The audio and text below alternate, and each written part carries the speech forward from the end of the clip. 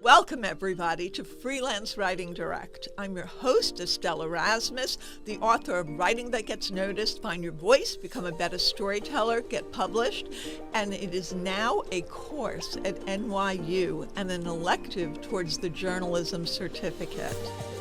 Every week, I speak with novelists, with authors, with writers of every niche to talk about their tips, their tricks, their strategies, and how the sauce is made, including creative advice.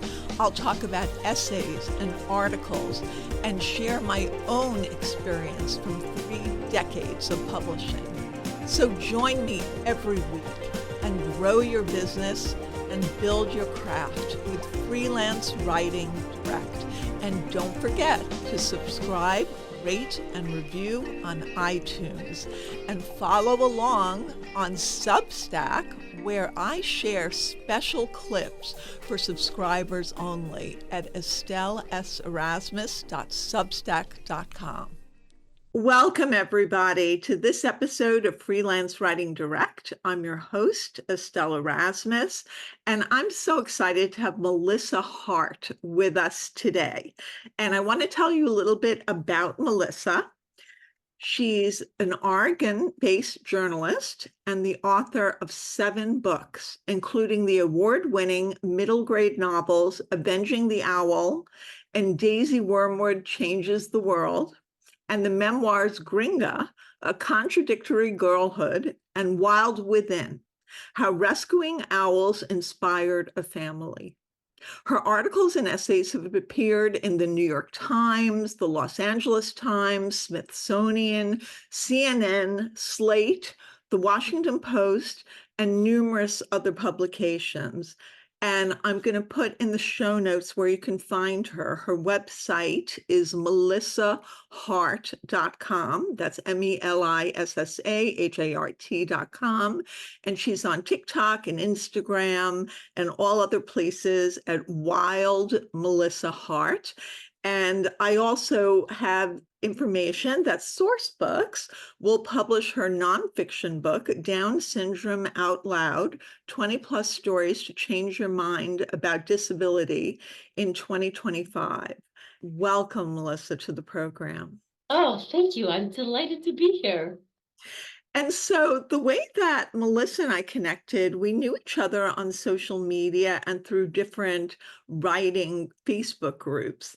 And she was looking for panelists for a program she was putting together for AWP on parenting hacks.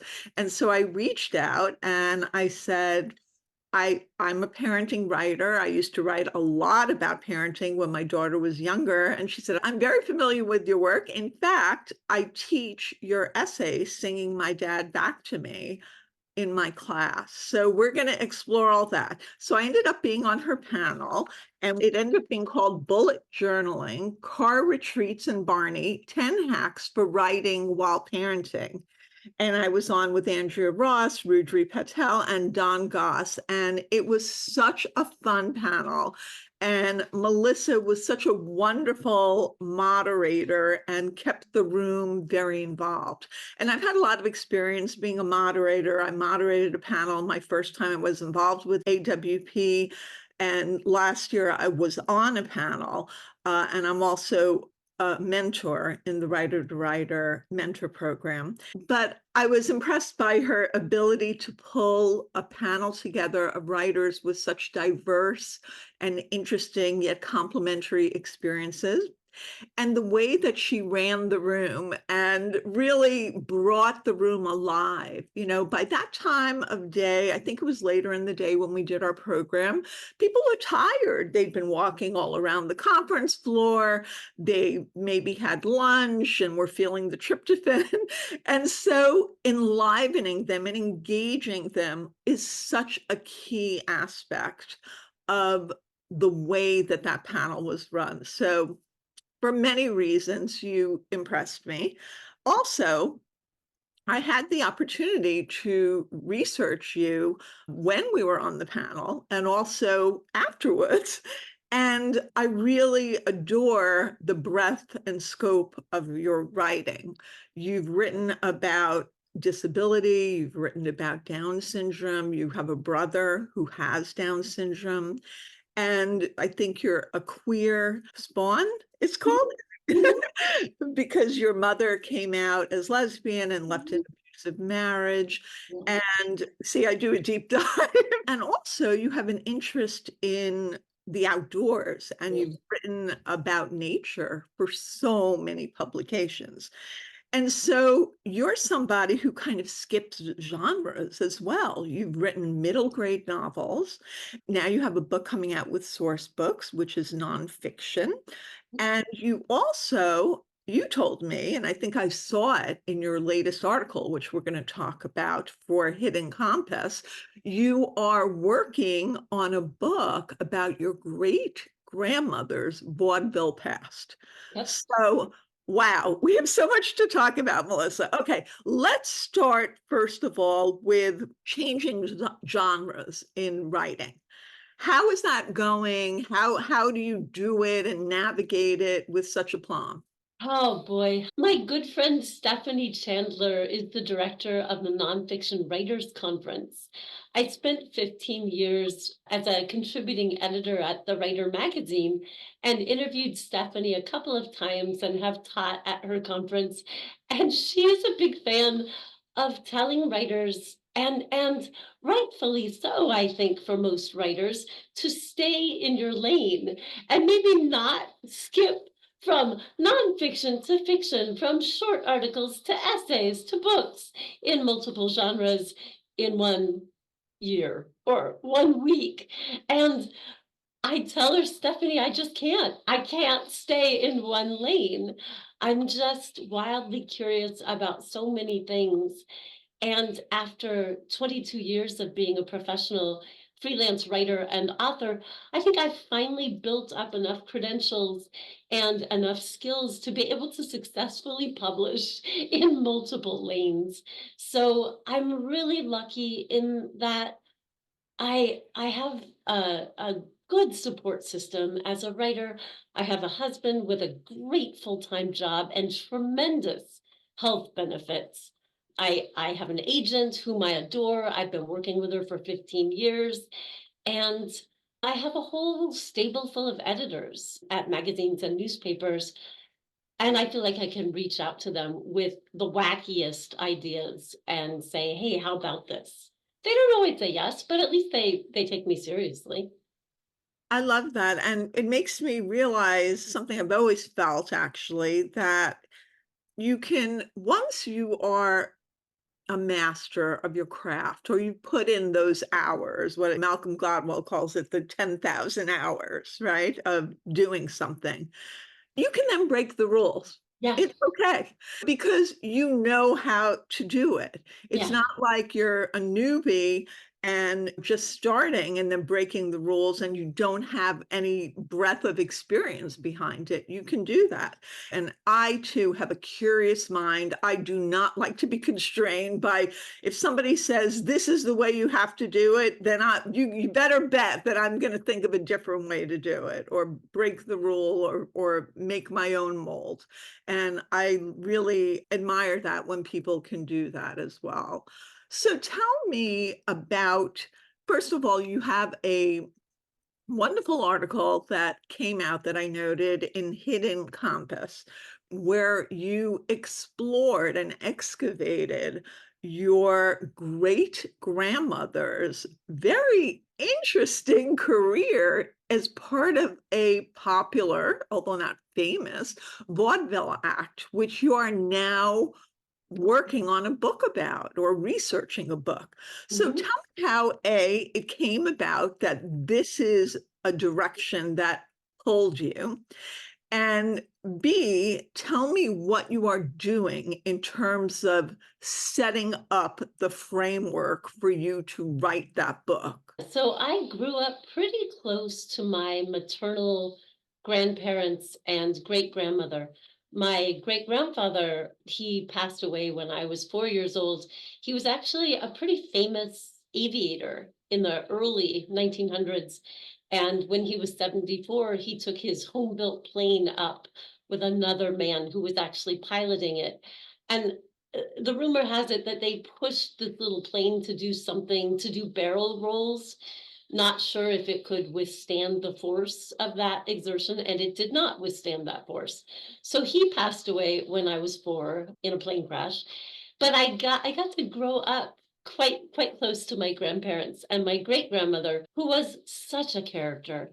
So in 1919, she ran away from her family's farm in Missouri to join a circus, and she was a bareback rider, but she was abysmal at bareback riding. She was a horrible equestrian. So as she's trying to prove her worth in this circus with not much success and in danger of getting the boot, she meets the man who would become my great grandfather, who had an act sliding down a tight wire on his head with a special helmet that he had designed with a groove down the middle. And he invited my very beautiful and extremely untalented great grandmother to join his act and to go on to the vaudeville circuit. And they ended up doing a comedy juggling, soft shoe sort of act for the next 10 or 15 years. They traveled to vaudeville theaters across the country in a two-seater airplane, and he painted their stage name on the wings and would fly into any city upside down so that people could read their stage name on the wings. And then they took their show overseas and played vaudeville palaces in Europe, and then they went on USO tour with Bob Hope, and later did a USO tour in Korea after World War II. And so by the time I came on the scene, wide-eyed and I thought she was Judy Garland. I had her confuse my great grandma with Judy Garland. I thought she was famous. I would listen to her stories, absolutely rapt. And when she got older in her 80s and 90s, she had a walker, and she would always have a curated bag of photographs hanging on her walker. Yeah, there she is. She's stunning. And So that you resemble her. Have really, people told you well, that? Yes, that yes. is lovely. Well, I grew up listening to all her stories, and when she passed away, she bequeathed me suitcases and suitcases full of photos like that, promo photos, snapshots, programs from vaudeville, newspaper clippings by the thousands, and also my great grandfather's juggling clubs and the helmet he used to slide down the wire on his head in an act he called the Slide for Life. So I sat on these for decades, a treasure trove. And I kept saying, well, I want to write a novel, but I'm not old enough to write a historical novel yet. I felt like I really needed some gravitas. And finally, after I turned 50, I thought, okay, I'm going to write this novel. And I had written a couple of short pieces about my great grandparents, one for Next Avenue about how they taught me shameless self promotion and how to create a spectacle, and a couple of other pieces. And then I just dove in, and I teach for an MFA program at Southern New Hampshire University. My students kept telling me, you have to use Scrivener, the novel writing software. And I was really, really, as you said, Estelle, if you tell me to do something, I want to find a different way to do it. But they finally persuaded me that it was a good idea, because I had all my photos scanned and on a desktop, and all of my text on a different desktop. And if you could see the rest of my office, you would see that it's full of newspaper clippings everywhere. And Scrivener, I swear they're not paying me, has helped me to contain everything in one place on my computer. And it is just the most brilliant invention. Perhaps they should pay me. Anyhow, I've been writing this book. I've been working on it for a year. I know that I have to play the long game because I think it's a multi-generational historical novel.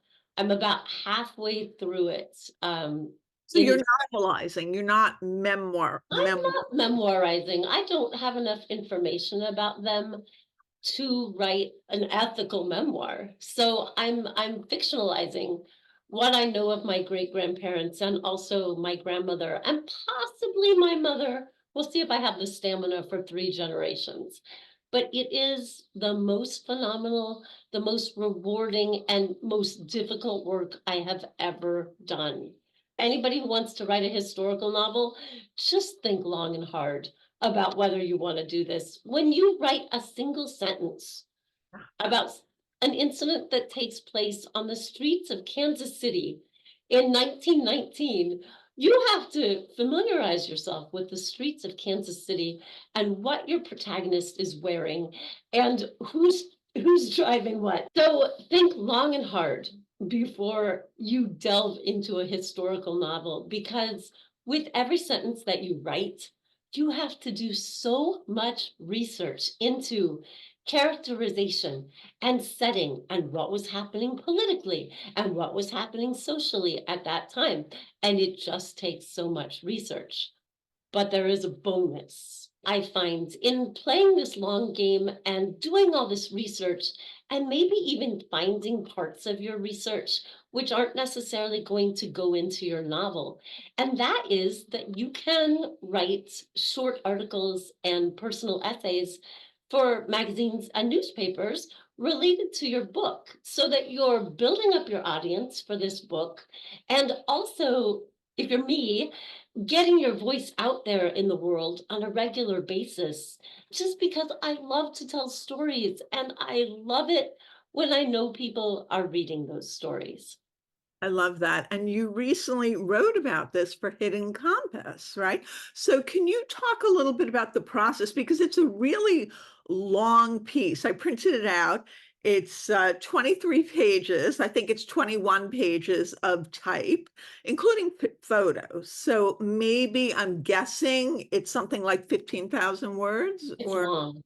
So, Hidden Compass is a wonderful woman owned online travel magazine, but it's not like travel and leisure. It's literary, it's social commentary, historical and political commentary. It's very, very rich. I interviewed the editors twice for the Writer magazine when they first launched Hidden Compass, and I was so happy when I pitched this piece about vaudeville to them, and they said yes. I took a really deep dive at their suggestion into the idea that vaudeville, which was a variety entertainment that started in the 1700s, and I say is still going strong today, it was in its heyday deeply racist and deeply homophobic, and at the same time deeply inclusive of marginalized performers and communities. It's full of contradictions, and I spent 6 months researching to unpack those contradictions for readers and really explain how a piece of entertainment could be this but also that. Initially when I was watching this wonderful PBS documentary on vaudeville and thinking about my own grandparents, great grandparents, and learning about Bert Williams, an African American vaudevillian who performed in blackface. He had to for various reasons, even though he was Black himself. And learning about him, I started to feel deep shame that my great grandparents were involved with this entertainment. And I wondered how complicit they were in this racism and homophobia. And as I researched, I discovered a much more nuanced entertainment than I had originally thought of. So hopefully this piece, even though it's really, really long, hopefully it's fabulous. It delves into the Muppet Show. It talks about one of the first female to male cross dressers. It talks about my great grandmother and her wacky sense of humor. And so hopefully it's both fun and entertaining and educational. I think it is all that. And it just, you give so much historical information, but you frame it around your experience and knowledge of the past and of family history. And you really use a lot of the craft techniques that we use in writing and literary writing as well to invite the reader into your story. Can I tell you something funny about that, Estelle? Yeah. That was not happening in my rough draft. I don't know what happened to my brain. I got very academic in my rough draft and I turned it into the editors at Hidden Compass. And I think it was Sabine emailed me back and said, honey, this is vaudeville. Make this fabulous. And she said, I want big, extravagant scenes that show these performers, in all their finery and all their wit. And she really made me revise so heavily. And I'm so grateful to her because now I do think it's a fabulous visual piece that people can really see in their mind's eye. I hope so, anyway. And I'm going to share the link in the show notes to the piece. And Oh, thank you. I just want to read a very small section from it that gives that real elaboration of what we're talking about here. So I'm going to start here from page 6. Florence Hines saunters across the stage in a silk-edged three-piece suit with a black bowler hat atop her head. She swings a silver-tipped cane, delivering a stream of witty patter. The audience explodes into laughter. She's spoofing the dandy, a narcissistic 1920s gentleman who preens in his fashionable clothes and prides himself on his ability to hold both his liquor and his ladies. Love that sentence. In the spotlight, Hines smirks at the onlookers in their cushioned seats below. They've paid good money to watch her famed drag king routine, and she launches into her best-loved piece. Hi, waiter, a dozen more bottles. I'm a fellow who's up on the times, she croons, just the boy for a lark or spree. There's a chap that's dead stuck on women and wine. You can bet your old boots that it's me. The crowd applauds, stamping their feet and smacking each other on the shoulders with hilarity. Hines, a Black lesbian working at the turn of the 20th century, found a special kind of power in making fun of men with effeminate traits by becoming one herself. Fascinating. Okay, so your process took 6 months, and the work that you did, were you able to use some of the knowledge you gleaned to be able to put into your work in progress? Absolutely. Now as I'm working on this novel, I have a much deeper sense of the politics involved in vaudeville, the social politics, if you will. And so when I'm introducing other vaudevillians playing along with my great grandparents, I have a much better sense of who those people might have been and what they represented for audiences and for their own marginalized demographics. Well, that sounds like a fascinating novel, and you will have to come back on the program when you are ready to release it. Might be a while. It'll be a while. So I want to talk to you about two things. You said that you teach my essay, about my dad who has Alzheimer's, who is so far gone that I can't even sing him back anymore. Right. But yes, and thank you. And can you tell me how that came about? Because I love hearing that, and I'm so honored. Oh, yeah. So I teach frequently at libraries and writing conferences across the Pacific Northwest. And I almost always am asked to teach either memoir writing or the art of the short personal essay. And actually, in either class, Estelle, that essay of yours works really well because if you're teaching the art of writing memoir, you can also talk about short memoir, aka the personal essay, right? So I use your essay in particular Because in my time working at the Writer magazine, I had a monthly column spotlighting a different literary journal every month. And so I would have to interview these editors at literary journals. Oh my gosh, I interviewed hundreds.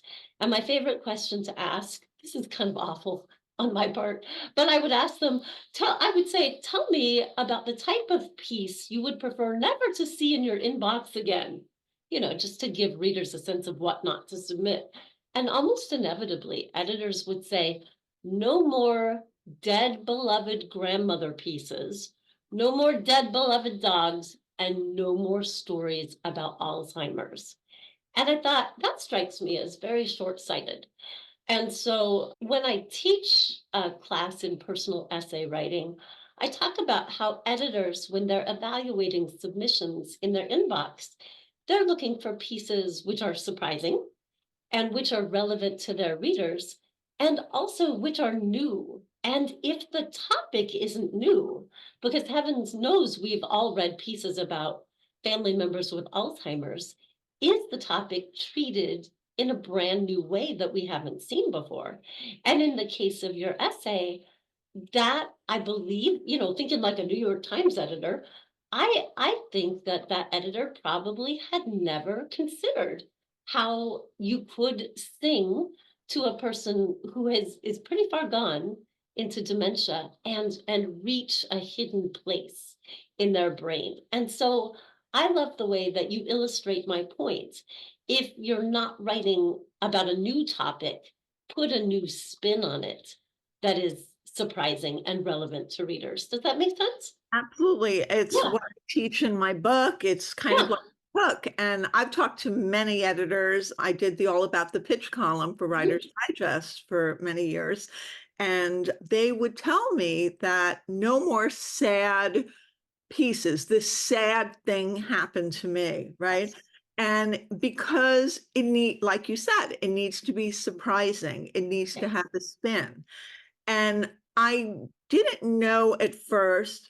I knew I wanted to write about my dad because I wanted it almost like a legacy piece, which it is Yeah. because he's gone as far as, I mean, he's still on this earth, but he's gone.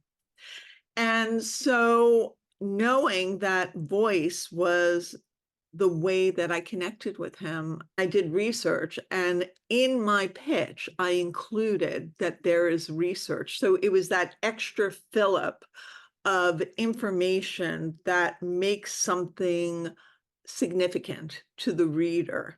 And that's what editors are looking for. So thank you for teaching it. Thank you for acknowledging it. And yes, the editor for the New York Times, and I'd written a lot for the New York Times, but this was my first essay and was in Right, a now defunct Ties column, which I love right. that. So I want to segue into AWP. You are kind of an expert at putting together panels. And a lot of people spin their wheels. So when I Mhm. first submitted my first panel 2 years ago, everybody was saying, oh, you can't get in the first time at AWP. It's very hard. It's very hard. I talked to people. I said, hey, you've done this. Can you talk to me about what to do? And people said, review the past ones that were submitted. You always have to do a statement of need. Can you share some tips, strategies, tricks for people who are trying to put their panels together? Oh yeah, absolutely. But these aren't tips that I made up. I heard these tips from other writers as I was studying how to put together and moderate a panel. I think the number one thing that potential moderators need to remember as they're putting together a panel is diversity in every single one of its forms. And so obviously, you want a good mix of racial and ethnic diversity. You also want diversity in terms of ages and in terms of emerging versus well-established writers. I think a lot of people think, oh, this person has a first book out right before AWP and it's with a small press, so it's not a big deal. So they couldn't possibly be on a panel. Well, that's just not true. I feel like the people who are making decisions about these panels really appreciate, a panel of 4 or 5 people, and 1 or 2 people are just starting to get published, and 1 or 2 people have several books to their names. So I think that's so important. And to take the diversity idea even further, the other panel I moderated this year in Kansas City at AWP was the first panel ever to include 2 people, 2 panelists with Down syndrome. You also mentioned the And statement of titles. I think titles are so important. titles. My goodness, have fun with them. Have fun with your titles. Have fun with your panel. Please, people, no, oh gosh, I'm so opinionated on this, Estelle. I'm not even going to apologize. I'm so tired of going to panels and just sitting there for an hour and 15 minutes while the panelists sit down and read from a piece of paper. That is not useful. Stand up, engage your audience, and, have a party. I'm not saying be slapstick, I but feel the vaudeville coming through here. right, and that's why this is probably all because of my great-grandmother, right? You Yeah, are channeling her. I think it's great. I Look, I know. studied opera. I wanted to be an actress at one point. Me too. Yeah, So yeah, it's the performative aspect of what we do, but again, it's part of storytelling. exactly. People were sitting around the campfire in those caveman days. It wasn't the one who said, "I wrote it on a rock." It's the one who said, "And then the wind came in." So Exactly. it's still kind of gets this visceral part of us listening and Right. attention, and so, it's so important, and it's overrated, this whole academic, nose in the air, erudite. I call my podcast a pocket MFA. That's great. Well, the thing about AWP is I'd say about 85 to 90% of people there have an MFA or they're working on their MFA. And, we've been so immersed in academic writing. Let's also have a little fun. Yeah, I think one more tip is that really I think it is smart to look at what the last 3 years of panels and think about your expertise and how that was represented by genre or topic or theme in previous panels and how you can give that a brand new spin. So hopefully that's helpful. So helpful. Is there anything we covered so much, and it's just such a pleasure to speak with you and engage with all your ideas and perspectives. I just think it's so important for every writer, regardless of age and publication status, is so important to realize that it is never too early to start sending your work to magazines and newspapers and podcasts and radio shows, etc. Editors are constantly looking for fresh new voices. You don't have to have won a major award to submit a piece to the op-ed editor of the Los Angeles Times, who incidentally is publishing my social commentary on a feral turkey flock and a quail that has been adopted. I mean, editors will publish anything as long as it's a well-told story that entertains and surprises and educates. So I really want to encourage anybody who's listening to take heart and write your stories and send them out into the world. Don't wait for Terry Gross to call you. I'm still waiting. Thank you so much, Melissa. It's been such a pleasure having you on Freelance Writing Direct. It's my pleasure. Thank you. Follow me at EstelleSErasmus.com on my website and on social media, which is Instagram, TikTok, and Twitter at Estelle S. Erasmus. And we're now on YouTube for Freelance Writing Direct. Follow along, and soon everyone will be reading what you're writing.